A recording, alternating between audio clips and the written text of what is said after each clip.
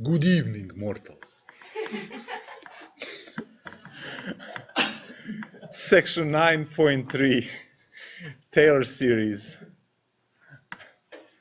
We're going to deepen our knowledge and broaden our knowledge of Taylor series. We already seen that Taylor series are power series. So just a few of those definitions. So power series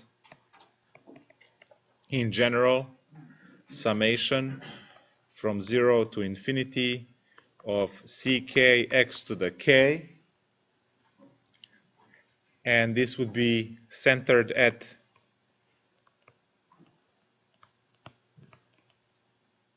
zero, and then we have one that it's centered at a.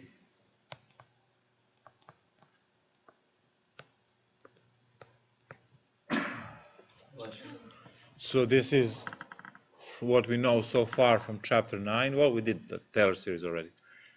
And now we say Taylor series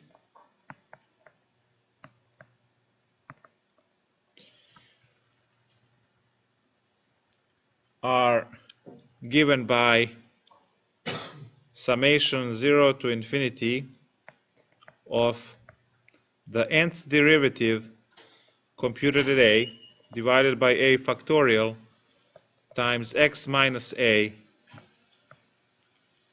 to the n, or if you use k, and we can write this in the expanded form as f of a plus f prime of x minus a, well, f prime computed at a, x minus a plus f prime computed at a divided by 2 factorial, which is 2, x minus a squared plus dot dot dot. It goes on forever. This is centered at a. And now, so this is all the stuff you know. So now here's the new stuff. If a equals 0, so for that case, when a is equal to 0, we have a special case which we call Maclaurin series.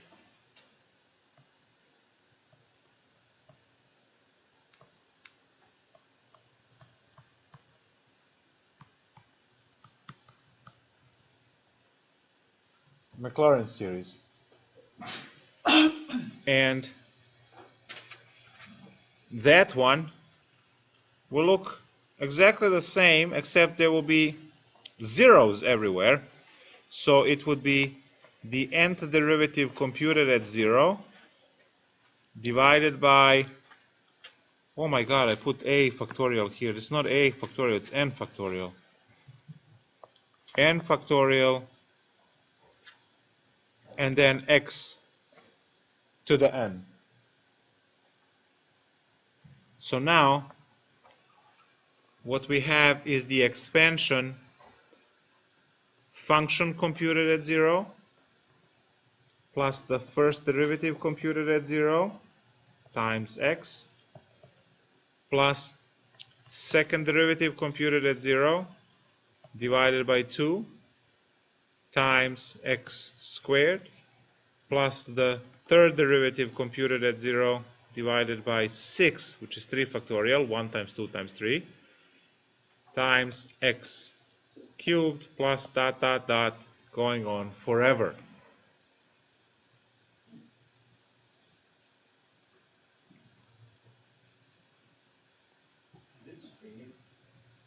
It should be. It says live, streaming health, and there's one person watching, which is probably you. Where are you at? I just missed your office hours.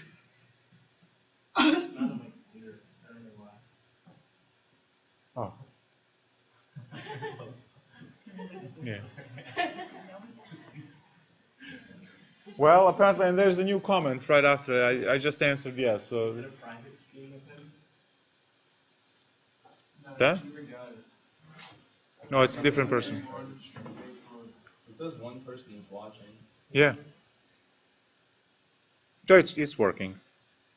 The screen is Yes. Well, going back to this.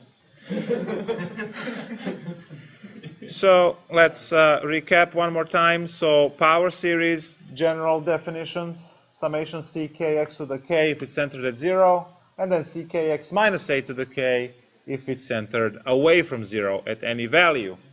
So now Taylor series, as these ck coefficients, we have the derivatives computed at a divided by the n factorial. Please fix that if you had a factorial, it's n factorial. So it's nth derivative computed at a divided by n factorial x minus a if it's centered at any value, and then if a equals 0, we have what we call Maclaurin series, which is, again, it's a Taylor series when a is equal to 0. It has a special case. So now we can decide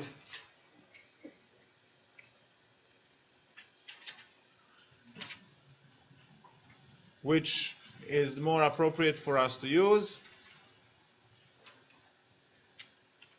It's MAC one, just so you know. Yeah, MAC. That's an E. up there. I'm looking at this going, no good Scot would start their name with an E instead of an A. It's Yes, Maclaurin. Yeah. Maclaurin.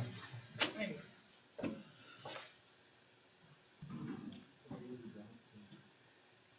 Because all the smartest engineers are Scottish. Thank you. Everything that you learned for power series applies. You can add them, subtract them, multiply, raise to the exponent. You can combine, plug one into another. You can find the interval of convergence, radius of convergence. And you can turn the functions into these series. One important aspect of power series is that you can take a function, an approximate function with a finite amount of terms in the series, and you will have the remainder. And then you decide which precision you want to have, and then figure out the number of terms that you might use for the particular approximation. You would approximate the function near the point that you're interested in. For instance, when you say in physics that for sufficiently small angles, the nonlinear function sine x can be replaced by linear function y equals x, the assumption was for small angles. Well, your Taylor polynomial, your Taylor series expansion, or in this case Maclaurin series expansion, which starts at which is centered around 0, has only one term. And if you are, let me just draw these two functions again. I know we already covered this, but so this is my attempt of drawing the sine function today. And here is the y equals x line. So you can see that for small angles, let's say from, let me use different color. Let's say from here to here, small angles.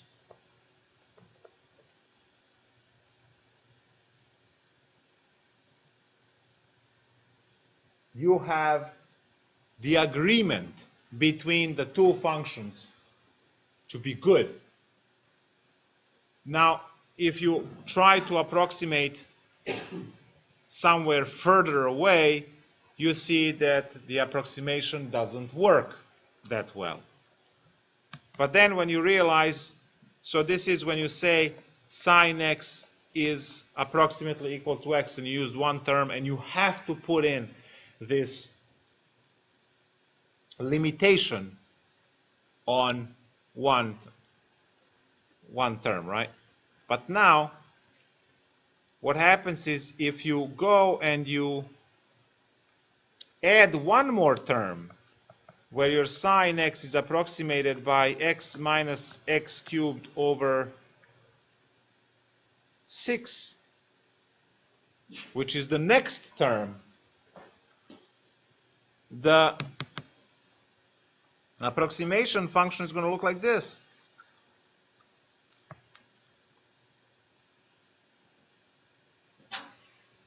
And you see that it stays closer to your sine for longer period of time, so you can actually calculate wider range of, approximate wider range of angles with two terms rather than with one term. And then if you put in another term plus x to the 5 over 120, it's going to bend this function up.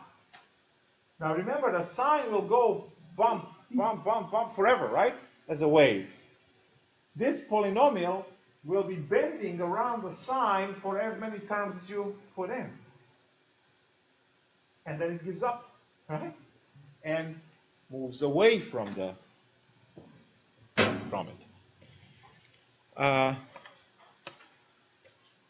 My license expired for Mathematica on this one. Let me just see. Yeah, I don't have it. So let's use just real quick Wolfram alpha.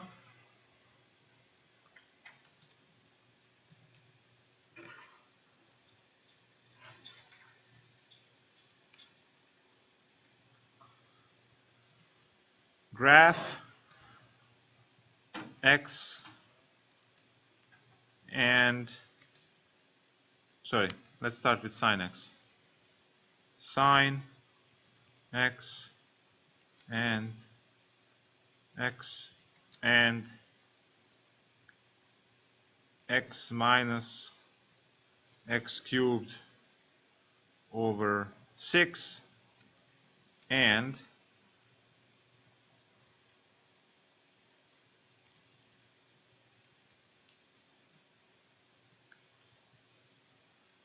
x minus x cubed over 6 plus x to the 5th power divided by 120.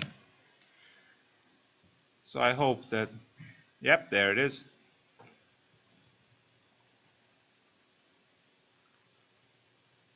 So I'm just going to try and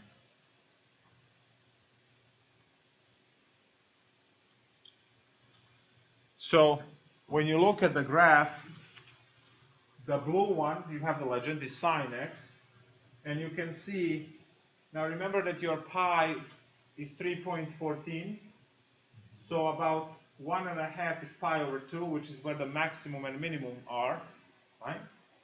So you see that about for the small angles, pi over 6 and less, right, 30 degrees and less, all of the lines are perfectly in line with each other. And then x becomes bad right away, but other functions start bending and curving around sine x. And the more terms you put in, the more and longer they follow the blue line. So you see that the green one follows the longest, and it's the one with the most terms. If you add another term, it will actually continue further and then go up again, and so on. So the more terms you put in, the better the precision of this approximation is. And this is the reason why you can replace your functions, like e to the x and everything else, with polynomial functions, which is Taylor polynomial. So the stream still up? I have to keep checking because it gets to be moody sometimes. For Taylor series, because they are series, you are still looking for radius of convergence, right? And all of that.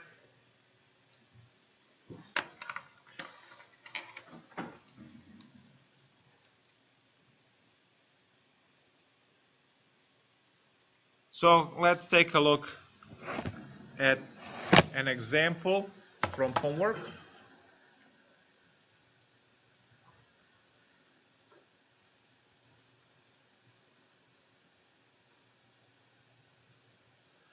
So let's find a Taylor series which is not centered at 0. So they give us sine x, cosine x, 1 over x, ln x, e to the x, 2 to the x. Which one should we do? Sine x, 1 over x, ln x, 2 to the x. 1 over x. All right. So it says find the first 4 non-zero terms. First 4 non-zero terms for function f of x equals 1 over x. So that's what we have.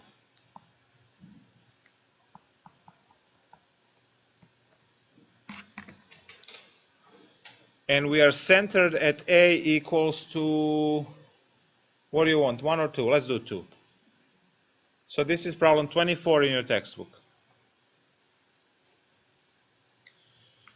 If I am going for 4 terms, I need 3 derivatives. So I have the f of x as 1 over x, then f prime of x is, very good.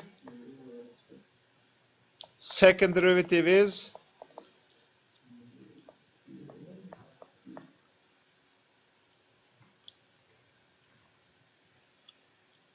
and the third derivative is,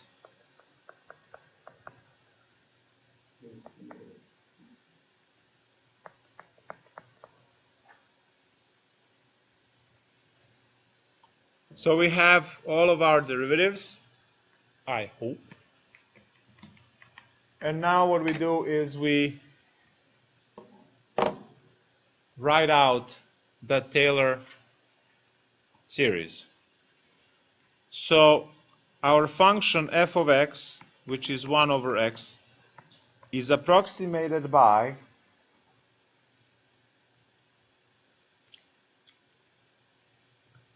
I'm going to write this first. F of 2 plus f prime computed at 2 x minus 2 plus f double prime computed at 2 x minus 2 squared divided by 2 factorial, which is 2. And hopefully last term that we need is f triple prime computed at 2 divided by 6, which is 3 factorial, and then x minus 2 cubed. Please note that it's a, I will do this one more time, first derivative divided by 1 and the first power. Second derivative divided by 2 factorial, second power. Third derivative divided by 3 factorial, which is 6, and also x minus 8 to the third power. So all of these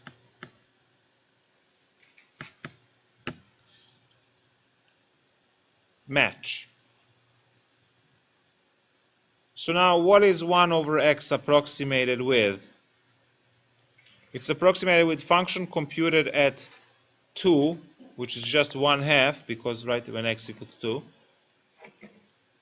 plus the first derivative computed at 2, which is negative 1/4, times x minus 2.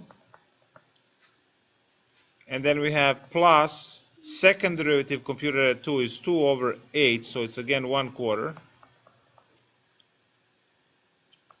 x minus 2 squared. And then the third derivative computed at 2, 1, 2 is cancelled, so 3 over 8.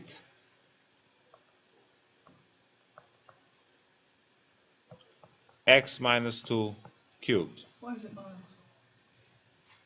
It's negative 6. Oh, that's right, yeah. Right. Sorry.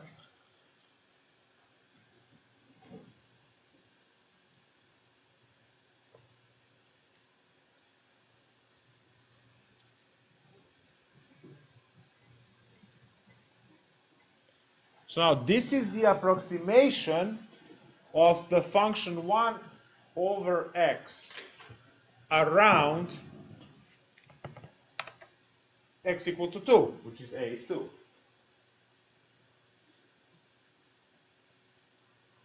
What you can do is expand all of this, distribute all of this, and collect it into a polynomial x cubed, x squared, x, and so on. It's not that bad, right? That's negative 1/4, then this is positive half, and this makes it a 1, and then expand, and you can get it. Yes? But you have to, for the third and fourth, we have to divide them by 2. I did, right, by 2, because this one over here, that's a 3, a 2 will cancel, and you get an 8. Ooh. Oops! Did you make a boo-boo? I would never. We just read it wrong, right? Yeah. So the second derivative right here computed at 2 and then divided by 2. So that's 2 over 8, which is 1 over 4, and then another 2, so 1 over 8. And then the other one is 6 and 6 cancel, right? So it's just 8.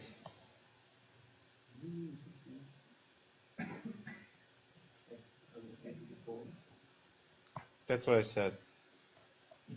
I said 16. Because this 6 and this 6 would cancel,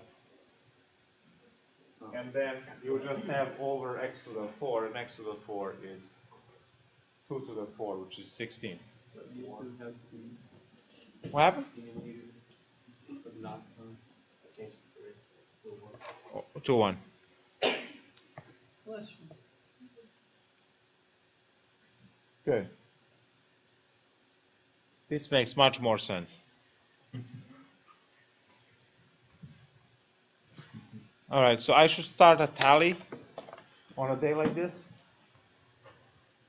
Tell the doctor just in case you have to go to the doctor. If you're at it.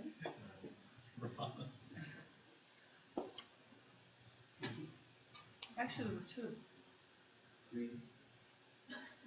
Wow. 2 errors. No, this is a problem.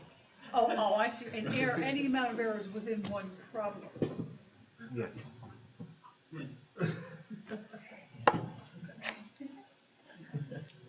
There will be no more, by the way.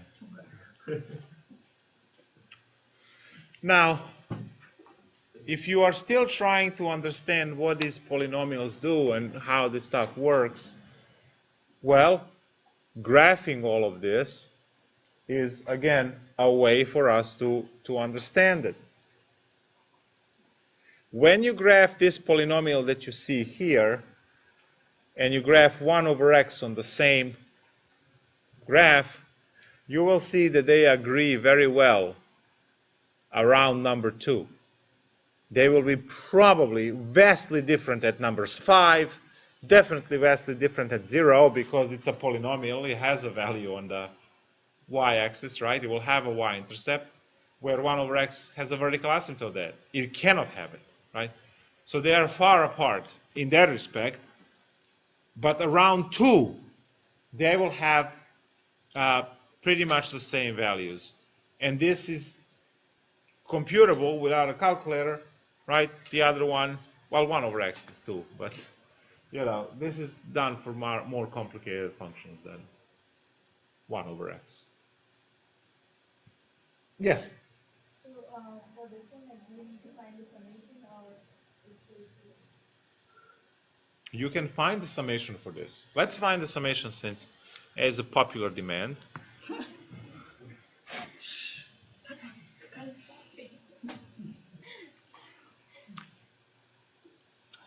don't we just pick x equals 2?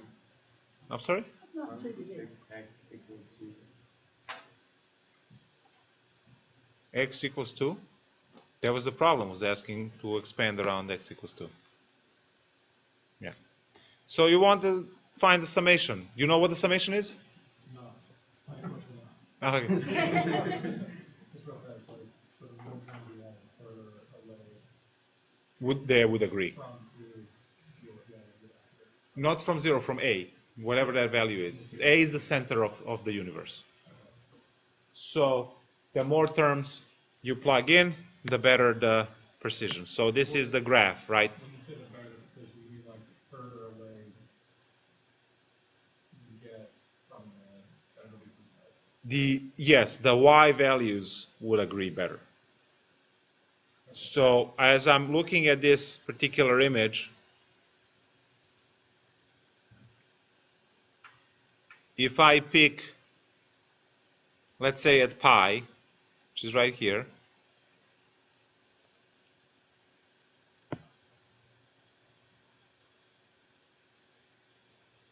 you see the vertical line now going through pi, and you know that sine of pi is 0, which is the exact value. The green one will have the least amount of error as you compute the Y value and pi. So if I'm to plug in pi for these 3 x's here, it will come up with some positive, it looks like a quarter or so, right? But then if you are to use any of the other two, right, you see that they are even 2 units apart. Way off, right? This one is more than 2 apart. So the idea is that the more terms you have, the actual functions will bend around, right? The Taylor polynomials will bend around the actual function longer. So as you are computing their Y values, the Y values are never going to be identical, never going to be the same, unless you are approximating basic polynomial with a Taylor polynomial. You're going to get the same thing back. You have to. It's just going to be in factored form. So if you go and you take a polynomial of any kind and you do the Taylor polynomial on it, you get the same identical thing back, right? But we use it for different functions, right, when it's out. Because the reason why you're changing these things is to have a polynomial which is easy to differentiate, easy to integrate, easy to do mathematics with, rather than having these things flying around. So the more terms you put in, the Y values from the original function and your function agree more, better precision, right? As further you go. I actually wanted to graph now our problem, the one we did now with x and 1 over x and so on. So I will change this to, let me just attach the keyboard.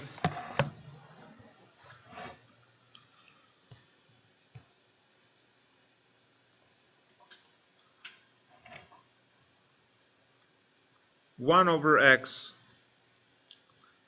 and then we have our polynomial, which is 1/2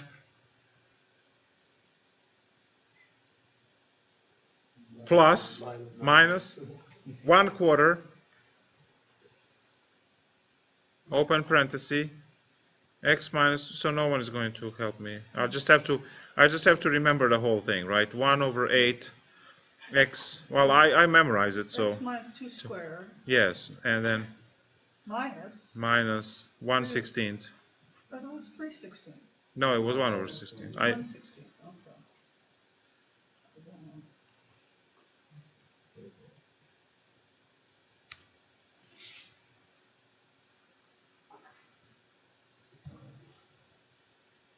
Ready for the big reveal?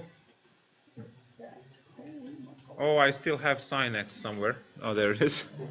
Let's get rid of the sin x.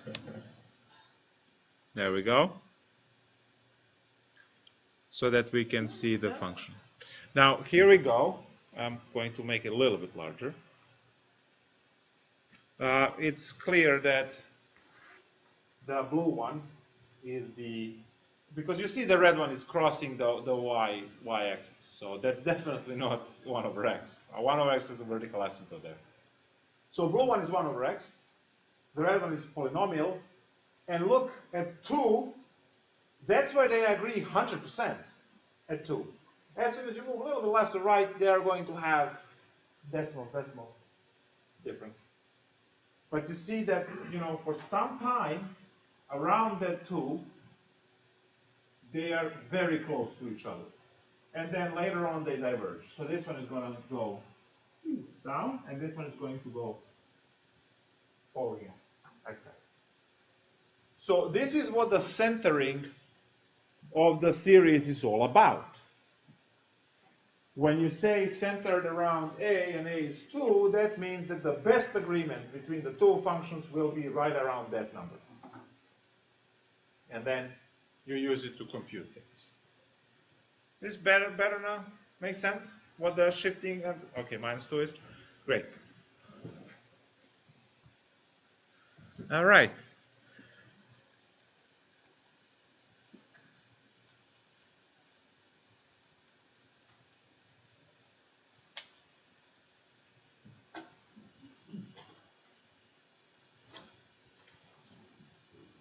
Now I would like to ask for, let's say, Maclaurin series.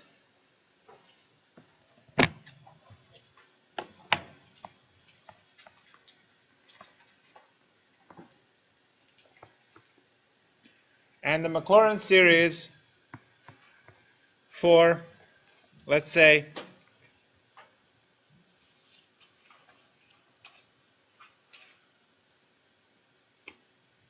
sine x squared. Now, I'm not telling you where it's centered at. Why? Because it's always centered at 0. That's what Maclaurin series is power series, okay? And it's also Taylor series. The whole thing is called a power series, and then you get more specific that it's Taylor series, then you get more specific that it's Maclaurin series because it's centered at 0. So how do you find this? Well, exactly, expand sine x and then replace every x with x squared. Nice. So I memorized the expansion for sine x because that's what I do. But then you might want to take some derivatives and check. Yes, no, no one cares, whatever. So sine x, look at this. Sine x is equal to the summation 0 to infinity. If I'm using all infinity terms, it's equal. If you chop up the series and you take only, let's say, first 4 terms, you have to put approximation sign.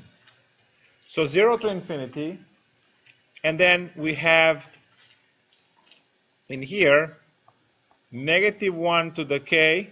I'll fix that if, or well, actually k or n. Okay, it doesn't matter. And then I have x minus a. Well, it's 0, so it's just x to the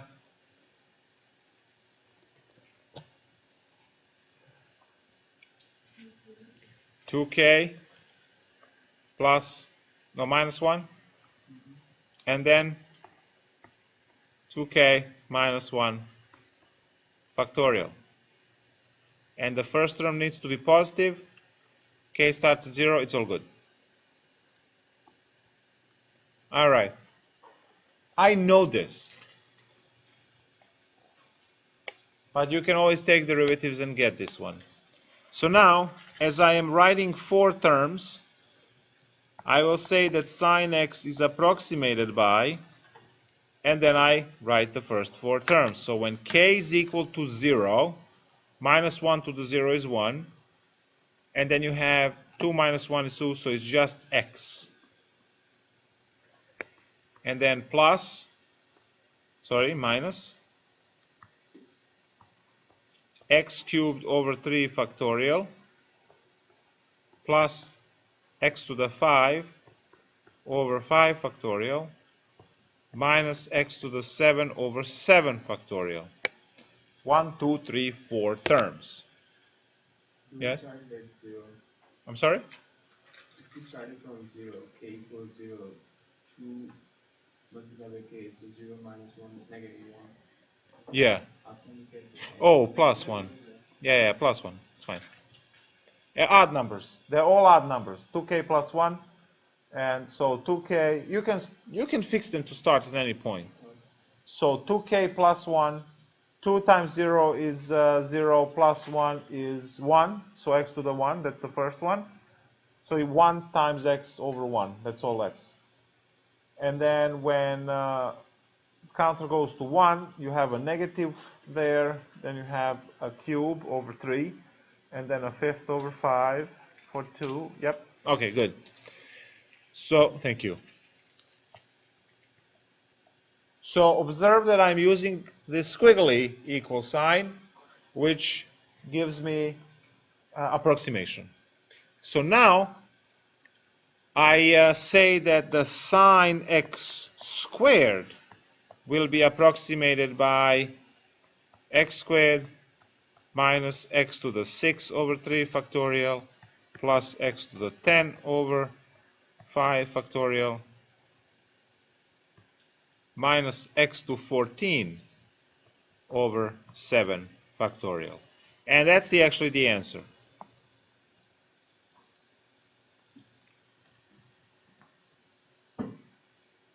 Does this make sense?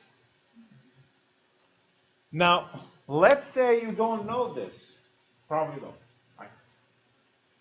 You crank the Taylor series for it, derivative 1, 2, 3, and then you put everything together, and you will immediately get this. You will not get that, right? You will get this. It'll go directly to that one.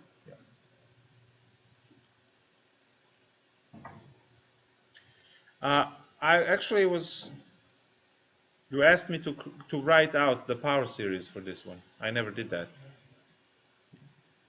So let me just add that in the back. So series. First I'm going to kick 1/2 outside. I mean, these are 4 terms, so it's a little bit silly to write it, but right, we're going to go either from 0 to 3 or from 1 to 4, depending on what's better for us. When I kick out 1/2, it goes to the 0, so let's start with 0 to the 3. We have the coefficients. Actually, what I can do is 1/2 and then to the k plus 1, right? Or I can just do, yeah, well, let's do 1/2 over here to the n, and then x minus 2 to the n.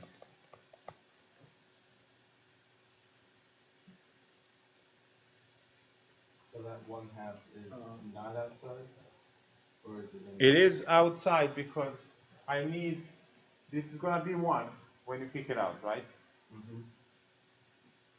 It's 1. So how much is 1/2 to the 0? It's 1. How much is 1/2 to the 1? It's 1/2 for this one, because when I take 1/2 out, this becomes 1/2, 4, and then 8. Okay. So on the last one, when it's the cube, it's 1/2, so it's 1/8, x to the cube. So this one works 100%. I should put, keep the track. So. I'm going to start taking money for pictures of ugly Spider-Man. That's what I was afraid. But I'm not going to sue for. Unless you want to give you the original sketch. I'll show it to everybody the last day. Oh my God.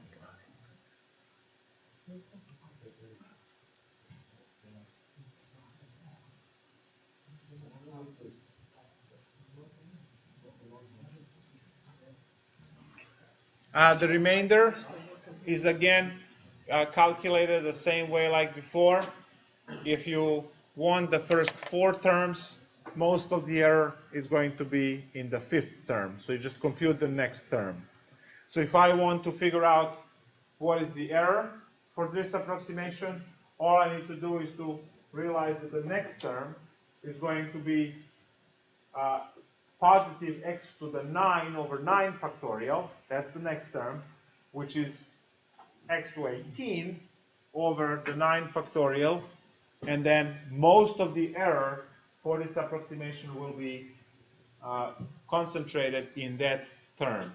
So what is the remainder? It's a simply next term, the first one that you are throwing away. I know I talked about this earlier. The book is talking about it again. Just want to make sure that you know how to compute the error, right? Which is, you just compute the value. So if x is equal to 6, I don't know, you plug in 6 and that's it. Don't try to make it special. I'm going to show briefly the page 694 from your textbook, which contains the table of Taylor series. Taylor series, there we go. 1 over 1 minus x is a function, and then expands into 1 plus x squared. So if you are to go and do your derivatives and do the Taylor expansion for it around 0, this is what you're going to get. All of these are Maclaurin ones. And if you want to make them shifted, you just go minus a, right? But you have to recompute all the derivatives. Actually, you have to compute that. They're actually not that terrible to memorize. Actually, if you look at the patterns, you quickly see that these two, look, they're the same except one alternates the sign and the other one doesn't, right? And how hard is to remember 1 plus x squared plus x cubed, right? So those two are easy. E to the x, you usually do so many times that you actually remember it. And it has a very easy form when you compress it. Sine x, cosine x, just remember even and odd. So this is all odd, alternate the signs, and then 1, 1, 3, 3, 5, 5, 7, 7, 9, 9, and so on. And here they are, all the odd numbers. Cosine is even. This is where stuff gets a little bit trickier. But this one, for tangent inverse, you can get when you divide sine by cosine, right? The terms. So there's a lot of cool stuff that you can memorize here. Hyperbolic ones, right? And so on. And observe how far, look, sine and cosine and hyperbolic sine and cosine. The only thing that is missing is alternating. There's no alternating term. So if you learn sine only, just one, you will know 4. Immediately. Right? Look, they're the same, except no plus minus. And then cosine and sine, right? This is all odd, this would be all even. And then cosine hyperbolic, same terms except no alternating. They're not that terrible to memorize, but you know how to derive them. So what is the exam questions? Exam question. Exam question says, expand cosine hyperbolic of 2x cubed. Right? Cosine hyperbolic of 2x cubed. If you have this memorized, all you need to do is to replace each x with 2x cubed.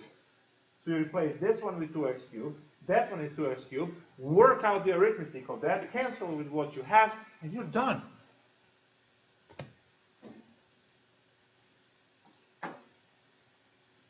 So let's do that problem. Expand cosine hyperbolic. I'll do it on the tablet. Cosine hyperbolic of, what did I say, 3x squared or 2x cubed? 2x cubed. 2x cubed. So you look at the textbook, right? You have it on the screen. Look at the textbook.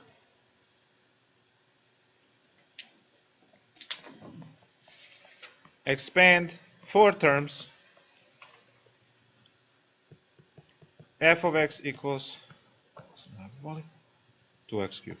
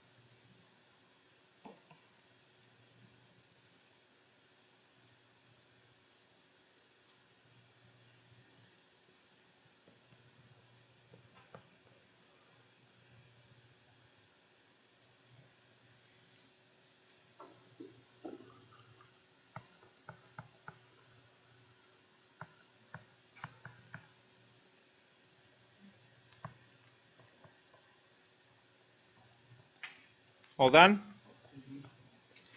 All right, ready for the big reveal? Ta-da!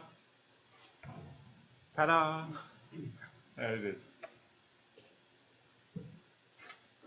So I write the 4 terms of the cosine hyperbolic expansion, and then I replace every x with whatever the argument of cosine hyperbolic was, which is 2x cubed. Then I perform the algebra and arithmetic. So 2 squared is 4, divided by 2 is 2, x to the 6th. I was right. X to the 6th, 12, yeah, I forgot all of them, 18, yep. That's another tally on the level. You couldn't wait, huh?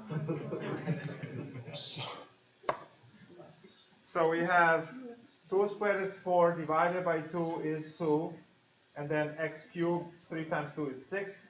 Then we have over here 2 to the 4th power, which is 16, divided by 24, they cancel to 2/3, and then 3 times 4 is 12. And then 12, 2 to the 6th, 1, 2, 3, 4, 5, 6 of these. 2 cancels 2, 4 cancels 4, 3 times 2 gets 3 over there, so 4 over 3 times 5. Times 3 is 45, right? Yeah.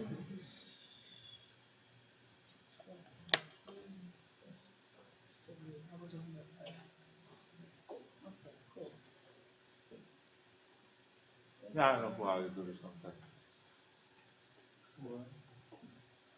What was that? Oh, good. No, I didn't hear what the last thing you said. Oh, this is a great question for the test. This I actually understand. So please do put this on the test. Well, I'm going to ask you to actually differentiate this, like that, right? Differentiate first 4 terms of this. You write that, and then the derivative of this is 0. The derivative of this is 12x to the 5, right? That's the, and then you can, I mean, this would be a cool lab question to compare. So write out 5 terms of this one, 5, and then take its derivative in terms of these functions, like you know from chapter 6, like 610. Take its derivative, so there's a chain rule and all that. Then expand this one and expand the one, the derivative, and you will see that one is the derivative of the other. That's how awesome these questions are. I was talking about just something as simple as this on the test. Yes. Not all that other stuff. With the derivatives? Just this thing. Derivative of a polynomial, it This should be. looks doable. You should be able to take. I'm with one. You know She's what, not I'm taking going Calc 3, so to- don't. Go for it. Yeah. He tried to talk me into it upstairs, as if somehow my company would pay for something I don't need. I'm not taking Calc 3. Oh, good for you. I see frown. Turn that frown upside down.